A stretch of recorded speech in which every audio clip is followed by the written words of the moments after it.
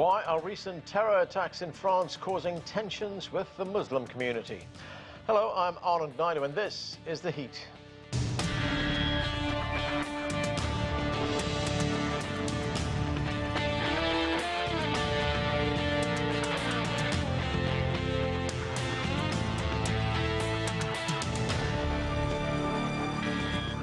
France, a country that has suffered from a series of terrorist strikes over the last few years, has been hit again in recent weeks with more gruesome attacks.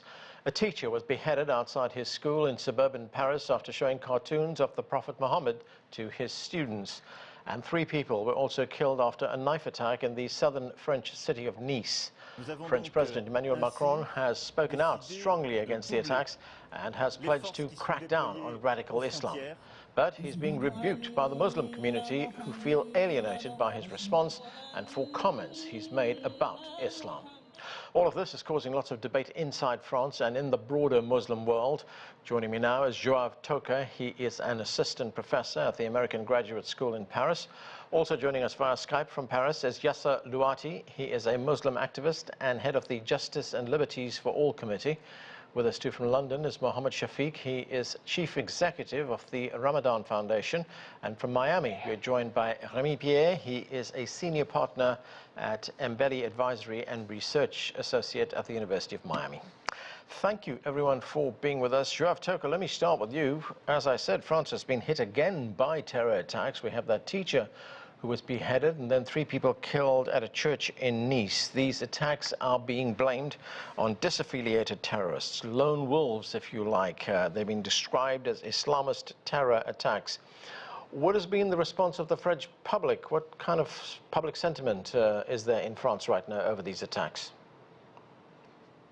Well, you may imagine, it's an obvious one. It's that of repulse, of fear, of uncertainty regarding what is coming ahead. And now this is accompanied by events taking place beyond the French local scene.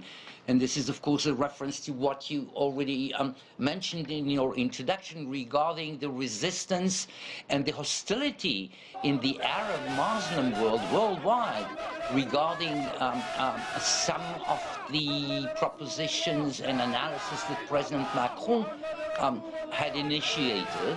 As you know, there was a major speech delivered by President Macron about 10 days ago, of which the major element was that of what he calls separatism, namely the notion of groups within French society in France which might, according to his analysis, work out in order to create more separatism, more division, and more problems and more social and political tension within French society. Now, he attributed the responsibility for those separatism type energies to what he called was a crisis which goes over, which crosses through the entire Muslim world, well beyond French borders, right?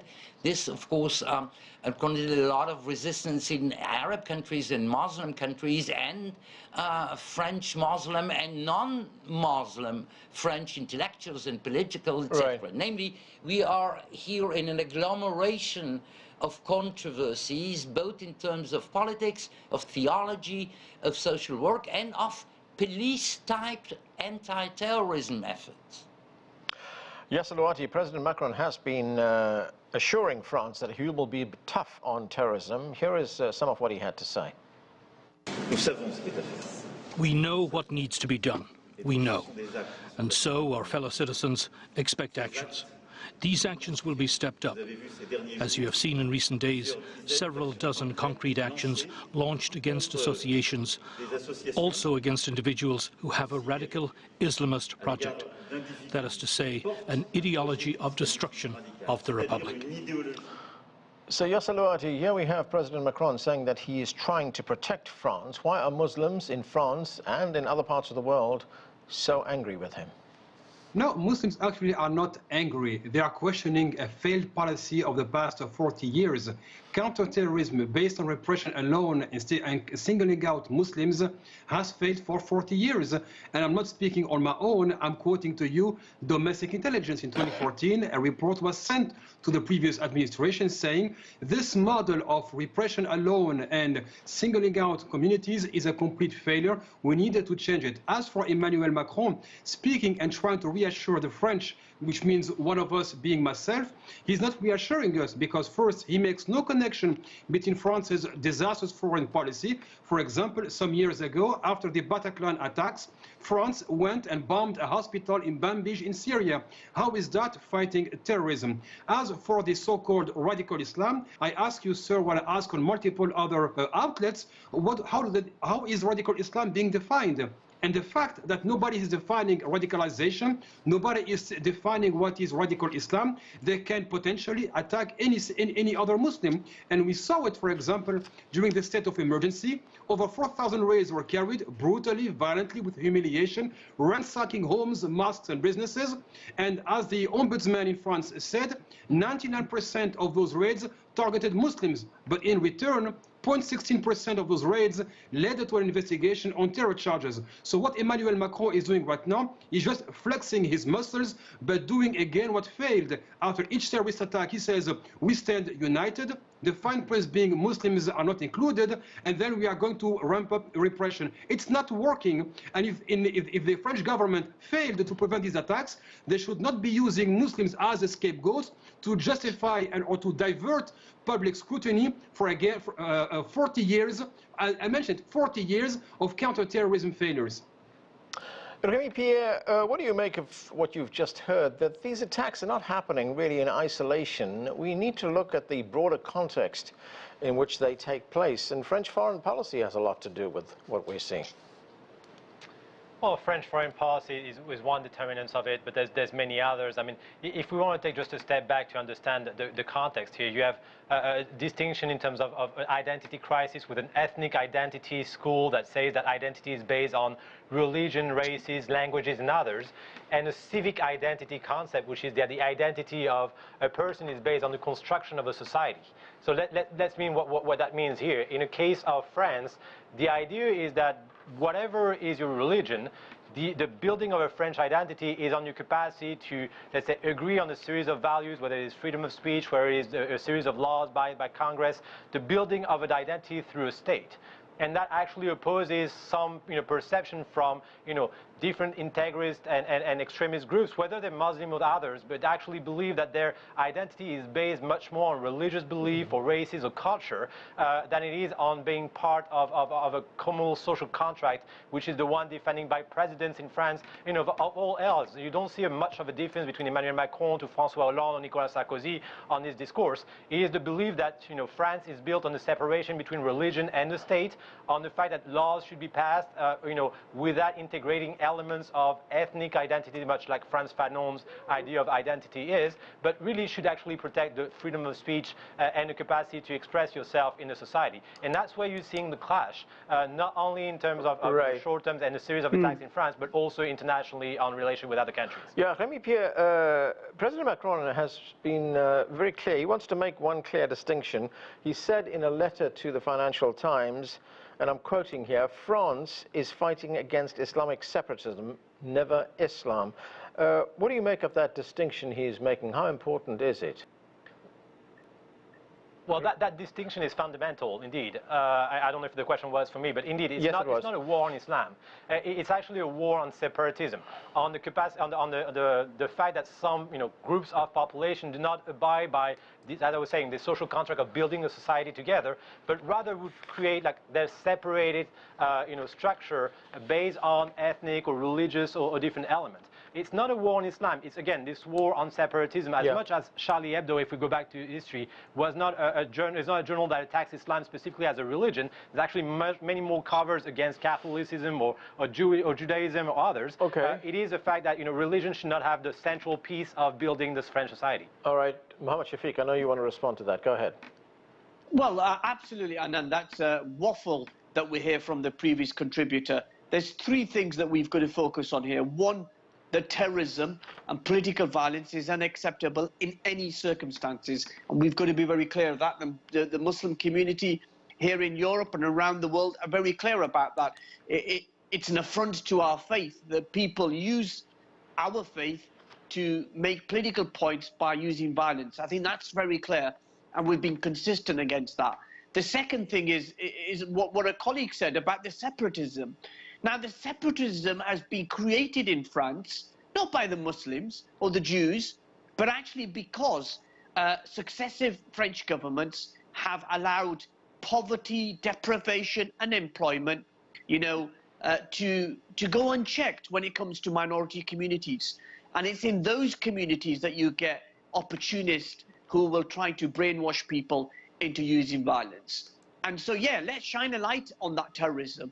But actually, let's shine a light on French society. The hypocritical approach of Macron, who is about to face presidential elections in the next 2 years. Yep. So he wants to adopt the language of Marine Le Pen and the far right. It's a rhetoric of the far right that is deeply offensive to Muslims and around the world. And the idea that Charlie Hebdo just is targeting all faiths is factually incorrect.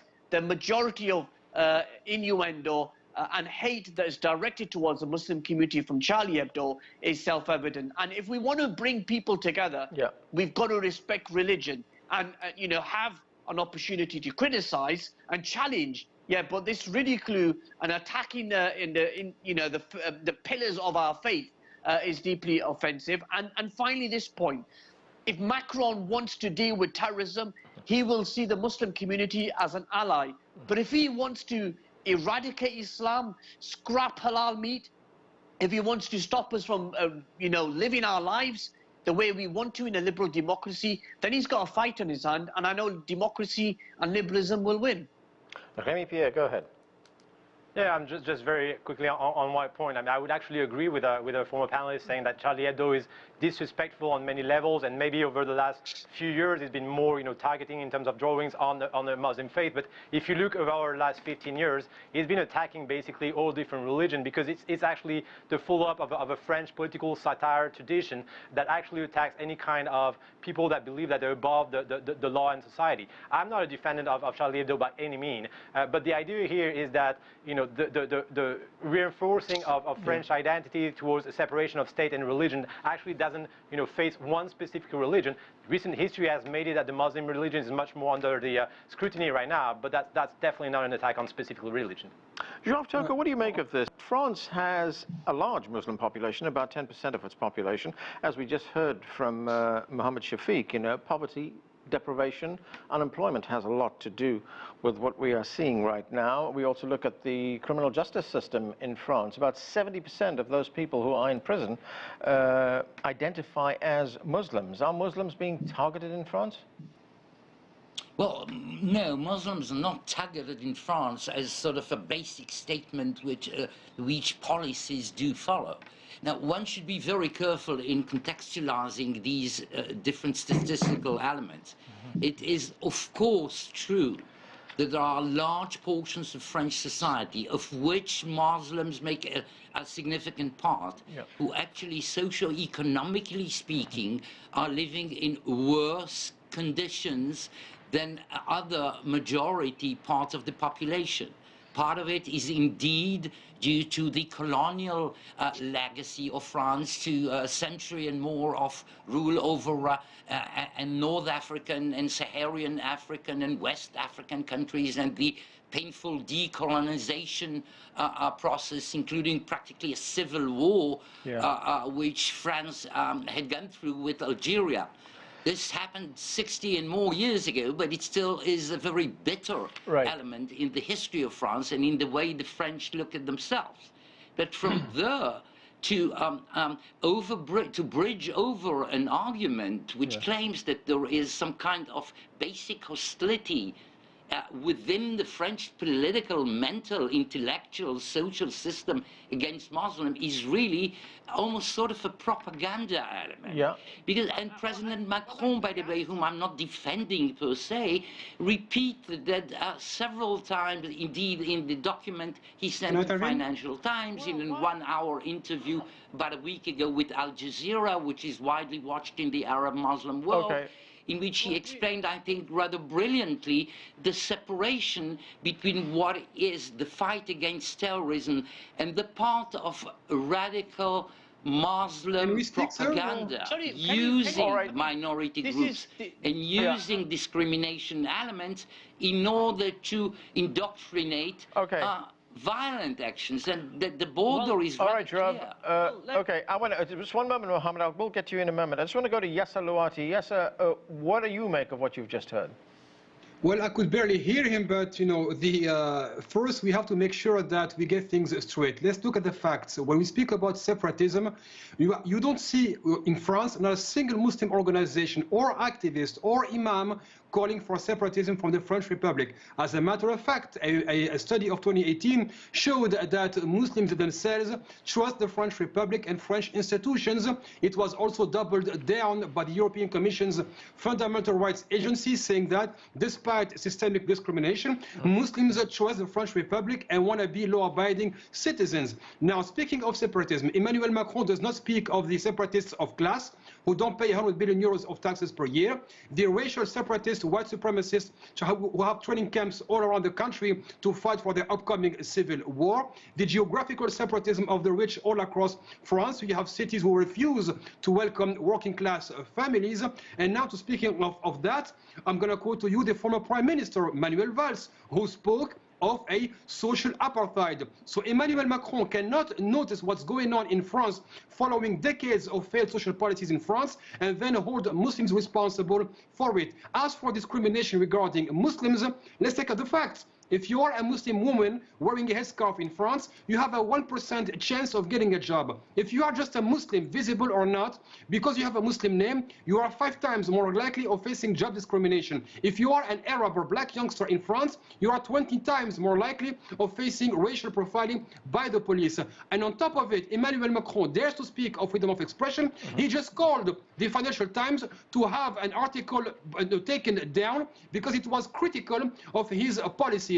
And as for reducing freedom of speech to Charlie Hebdo, I feel desperately sorry for my country. Freedom of speech is not the right to insult people in what they hold dear, but freedom of speech to kind of hold great ideas and defend them. Charlie Hebdo can, of course, publish their cartoons, but how about people making cartoons to make fun of the people who got killed at Charlie Hebdo? So, of course, we have freedoms, but we also have responsibilities towards another. Okay, Mohammed Shafiq, you know, you said a moment ago that these are opportunists. I mean, are these opportunists or are there deep-seated grievances in France which, unfortunately, regrettably, manifest itself in violence?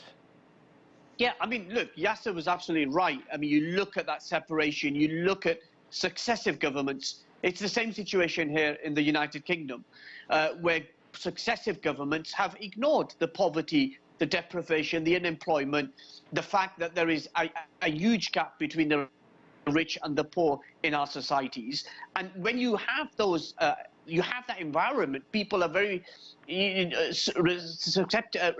are reluctant to deal with the issues that are in front of them. So yes, the rhetoric is good. Now, Macron is a hypocrite. You know, as my friend said, you know, a Financial Times article was taken down because it was highly too critical of his government. So where's the freedom of speech, Mr. Macron, when it comes to that? And when I talk about the French secular system is in crisis, it is because of that double standard that's been applied. We, as Muslims, are being told we have to tolerate cartoons against our Holy Prophet Mohammed in the principles of freedom of speech. Yet when somebody writes an article in criticism of the President of the Republic, pressure is put on his superiors, on her superiors to take that article down. So where is your freedom of speech? There isn't. So it's that hypocritical approach of Macron and successive governments that brings the secular system into crisis. And this final point, I've never argued, and nor do Muslims ever argue, that you cannot criticize our faith. You cannot challenge our faith. You cannot debate the rights or wrong of others. Yeah. But don't judge our faith based on the actions of a minority of bigots or minority of extremists. Judge our faith based on the principles and the goodness of our community. Right. Rémi Pierre, the prominent French right-wing politician Marine Le Pen, she continues to denounce radical Islam. Here is some of what she had to say recently. Let's listen. Avons-nous compris? Have we understood that the mass murders at the Bataclan or Nice, the targeted attacks against our military, our police, the atrocious murders of a priest or a businessman and now a teacher are a declaration and acts of war that our leaders have always sought to minimize? So, Rémi, how is this being politicized in France, and how much pressure is Macron under from the right? Well, when talking about Marine Le Pen, I mean, she has an history of the Front National just building on different, parts of society, fighting against each other and flourishing of, thanks to conflict inside the society. So she's always going to be pouring some more, fuel on the fire, and that's what she continues doing. There's been some very interesting, elements and things that were said by my co-panelists. First of all, that the vast majority of the Muslim population in France is in favor of the laws of the Republic. So we should not be judging the Muslim communities and Muslim population in France based on the acts of a minority. Second of all, there's absolutely a clear correlation between, indeed, discrimination and the level of economic well-being of population. And in France, obviously the poorest, because of history, the poorest part of the society are usually the recent immigrants, a lot of them coming from, Muslim background. It's very hard, for someone having a Muslim last name, for example, to actually be able to find a place to live or find a job. So that's very true. So first of all, what is the French government and the French system going to do for decades? They've ignored these problems, and I salute you for recognizing these problems, but rather focusing just on tarnishing all the Muslim community. Maybe it's time they look and change those policies and change the life of their French citizens. Okay, Rémi, go ahead. So maybe let me answer to this. Maybe a third thing that I wanted to mention is not only French, in the sense that you can actually see the same thing of identity crisis, for example, in the US, in the UK. In the US, obviously, with the pro-Trumpist movement that go back to America first and value of the American people. That's a situation where you have more and more conflict and more inequality, that people tend to just focus on their identity beliefs rather than actually work together to find a common solution. Going on the solution, what was the question that was directly addressed to me? You have to see that the French model is actually a model where you can actually have access to education, access to healthcare, access to a series of rights, whether you're Muslim, not Muslim, whatever is your last name. So there's already a certain level of cradle of unity. Okay. Let me just answer, if you don't mind. Yeah, go ahead. I will answer. Now, what you want to do, obviously, is to be able to make sure to integrate more, those communities or those minorities. I'm not sure the affirmative action that you have in the US, for example, would work in France, but there's a way to actually have more minorities, let's say on media, to be able to showcase a series of, of key figures and role models from the Muslim world. There's been for Muslim communities, there's been a series of naming new cities and streets out of very interesting, people from, the Muslim communities that should continue, obviously. But we have to keep in mind that what... Yasser Louati, You've not said a single word about the government. Mohammed, I'm going to go to Yasser Louati. Yasser Louati, what do you make of what Rémi Pierre just said, that in France, everybody has access to things like education, like healthcare, including Muslims? Well, no. There are things on paper and in theory, and I agree with the previous speaker. That's true, and even I may even shock people, abroad. France has among the best laws against discrimination in Europe, but those laws are not applied. Let's begin first with laïcité.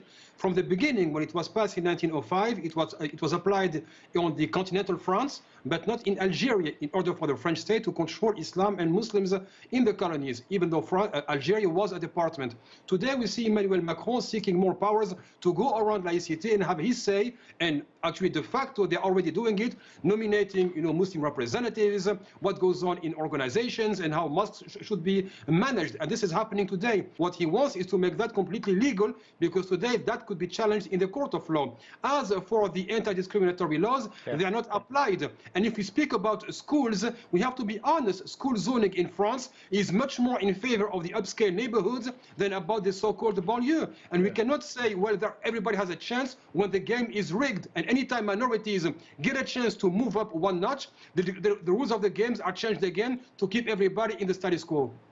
Okay, let me go to Joav. Toker. Joav, so the question arises, where does France go to from here? What does Emmanuel Macron do? Well, there are two major axes in the action President Macron is taking over the last few weeks, but that, of course, is sort of a reflection of the world deeper and with a longer agenda. One of them, of course, is on the purely police-type, security-minded efforts.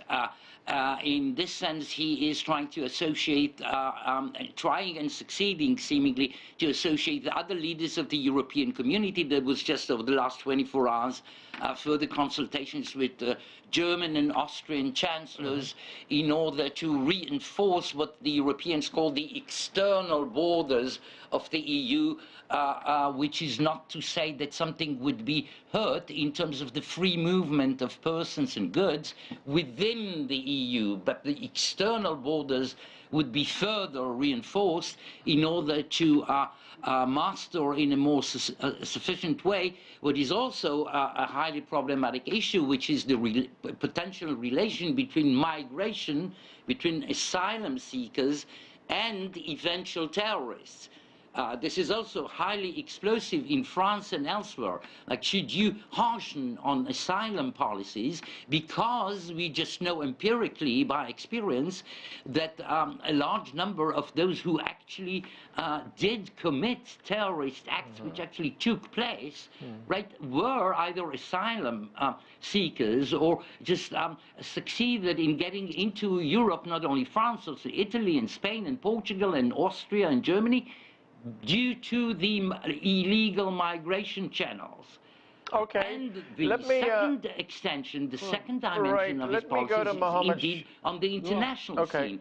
And this seems to be highly complicated right now because of the level of hatred speech and to what I interpret as to be sort of dishonest interpretation of what Macron really wanted to say, or if you wish, a failure of Macron to properly explain what he has on his mind, and in which way it is in no way aggressive against Islam per religion. All right, Joav, I want to go to Mohammed Shafiq for his response to what you've been saying. Go ahead.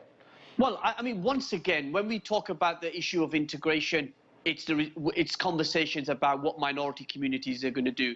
We're not talking here about incoming refugees or asylum seekers. We're talking here about decades, people who've made France their home. They pay taxes like everybody else in France. So they're entitled to the education system, the health service. So that's not an issue.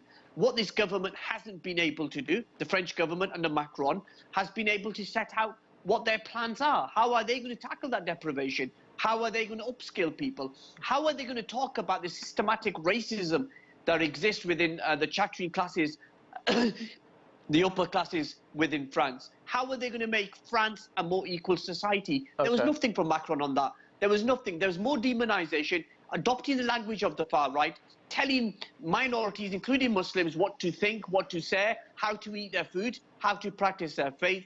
And that will increase the division that exists. And I think in the end, if Macron wants to defeat terrorism, he has to do it by working in partnership with the Muslim community. Okay, time has caught up with us. Thank you, everyone, for being with us. And we need to leave it there. It's been a great discussion. Thanks for joining us.